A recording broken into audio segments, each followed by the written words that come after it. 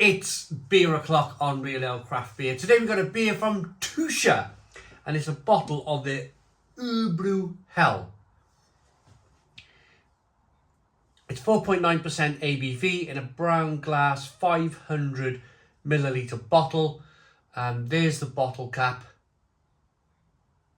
Now, there's a reason why I introduced this beer so fondly, and that is because Wetherspoons used to have Tucher's Weiss beer. And for me, that was just fantastic. It was really good Weiss beer. And I used to drink lots of it whenever I went to Wetherspoons. It was a blessing. It was a saving grace. It really was, because it was an actual beer that I really wanted to drink. Now, over the years in Wetherspoons, when they did have the Tucher Weiss beer, I used to have a few kind of slight strange looks when I asked for the beer, because whenever you order a Weiss beer, you always order the beer with a Weiss beer glass, one of those tall vase-shaped glasses. And every time, because the Wetherspoon staff are not trained for it. Let me get this open first. Nice bit of smoke on the bottle opening here. Beer in the glass. But every time they went to serve you a beer, it was always in a regular pint glass. And I'd go, whoa, I can't have a Weiss beer served in this glass. And because they were young bar staff and because they weren't trained, they just didn't know. It wasn't the bar staff's fault. It was kind of probably management's fault, because you'd think if you're going to serve Weiss beer in a pub, you have to have it in the correct glassware. That might sound a little poncy, that might sound a little weird, but it's so true. It's so difficult to drink a Weiss beer if it's served in a regular old lager glass. It's almost, I find it impossible almost, because it just seems so wrong. So, thankfully, when I ordered a Tucher Weiss beer in Wetherspoons, I'd always order it in a Carling glass. That might sound weird as well, but a Carling glass is the closest thing in a pub without Weiss beer glasses to a Weiss beer glass. It's kind of narrow and tall, a bit like this, without the handle.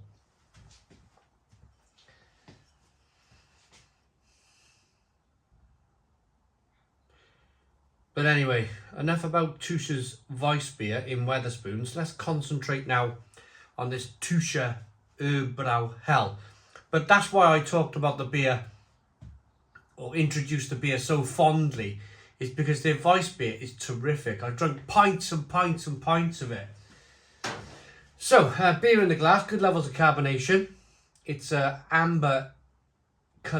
light amber coloured beer with a 2 to 3 finger white head. It is 4.9% ABV. 4.9% ABV. Looks very, very good.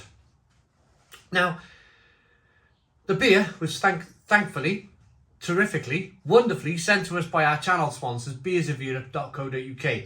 Beers of Europe, the largest online beer store in the UK, with a fantastic range of beer from literally all over the world. If you've worked away, if you've been on holiday, you found a beer that you absolutely love, then the best place, or the best opportunity I think that you have of finding it in the UK would be beersofeurope.co.uk. Link in the description box of the video. So, aroma on the beer then. Yeah, it's lovely. It's lovely, and it's German. It's got that kind of little bit of sweetness coming through from that Helles lager.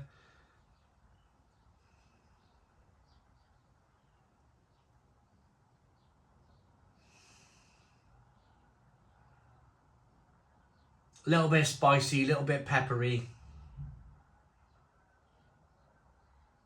There's a touch of smoke in here.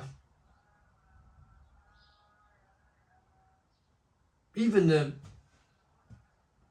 scrap iron man out in the lane is, can you hear that? Any old iron?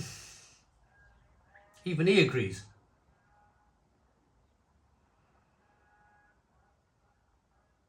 Smells fantastic. Let's dive in. Cheers, everybody.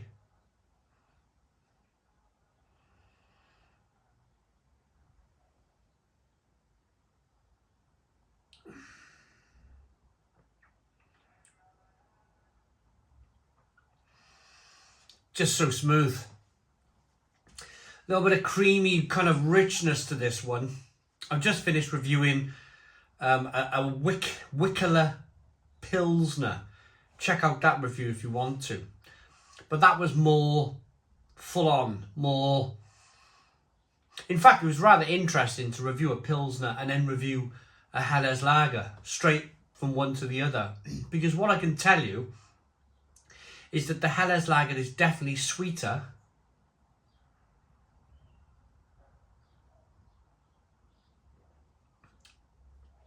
There's definitely more of a malt body to the beer. A slight kind of waffle? Yeah, why not? Waffle, wafer. Wafer-like flavours coming through.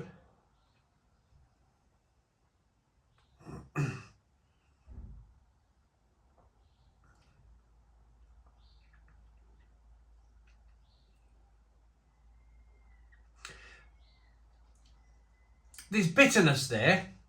There is a little bit of bitterness there, but it's not massive. It's not like a Pilsner bitterness. And the reason why I'm discussing both styles, Pilsner versus Helles Lager here, is because, number one, I've just done back-to-back reviews of Pilsner and Helles Lager. But there's a real battle going on in Germany at the moment. And there's probably a real battle going on around the lager world at the moment, because Helles Lager seems to be like massively on the rise. The sales of Helles Lager seems to be massively on the rise. Whether people are replacing their Helles Lager with their Pilsner with Helles Lager is a difficult thing to answer. But there's definitely a lot of talk regarding Helles Lager at the moment.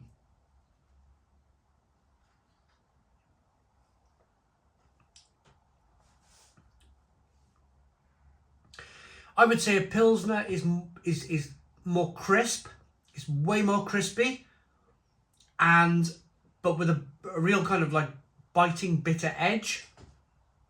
Whereas, in particular, this Helles Lager is sweet, but it's holding on to the crispiness.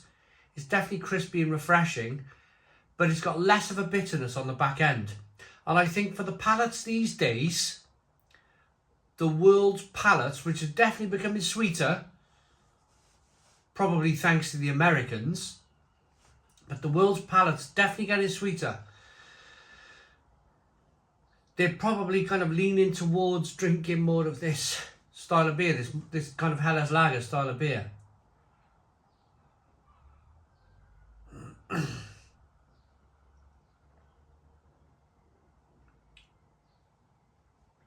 But this is terrific. Absolutely terrific. I'm looking down. I've got 10 more beers. I went on Beers of Europe's website, clicked the drop-down box for Germany, and I just ordered 12 German beers.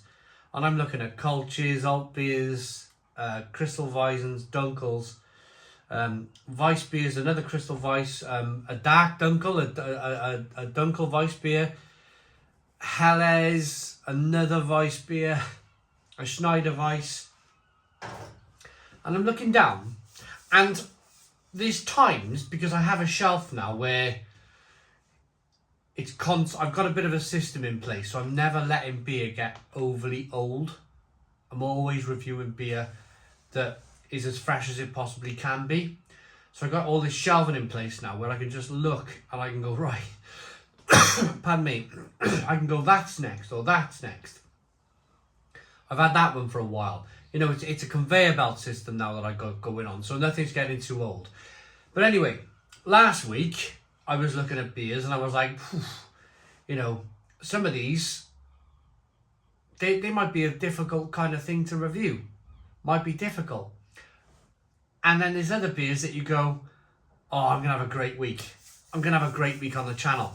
And this is this week. I'm rubbing my hands together in kind of excitement where I'm looking at, I've already reviewed 2 German beers. I got 10 to go. It's going to be a blooming good week on the channel. It really is. This is good. This is Tucher Urbra. It's a very, very good beer. Looks good, smells good, tastes good. All well behaved, as you would expect from a German beer. Oh, there's the... Well, there we go. You know, I thought normally I'd take the beer on a shot. But here is that Wickler Pilsner that I was just talking about. I didn't even know it was there. Didn't even know it was there. But look at the difference in the beer. The Pilsner's much lighter. This one, I was talking about the malt body, wasn't I? The Urhel being much more of a big bodied beer. And you can see, this looks crispier, doesn't it? The Wickler. Right. Oh, well, there we go, then. There's the Wickler. Green glass bottle, but it was okay. The Tucher Urbra. I really like it. I think they produce terrific beer, and I got a little fondness for this brewery, Tucher. Let's have a look. Is it Tucher Private Brewery? Oh, sometimes they're private breweries, or yeah, Tucher Private Brewery. There we go. Nuremberg in Germany. Water, hops, malt, and yeast. It conforms to the German Reinheitsgebot, which is the German purity law with beer. You're only allowed to use 4 ingredients if you want to call a beer in Germany, and they are those 4 ingredients. I like it. I like it enough. I'm going to give it an 8 out of 10. 8 out of 10 from Real Ale Craft Beer. Please put your comments in the comments box. Subscribe to our daily beer and food reviews. Give us a big fat thumbs up. Boom. Cheers.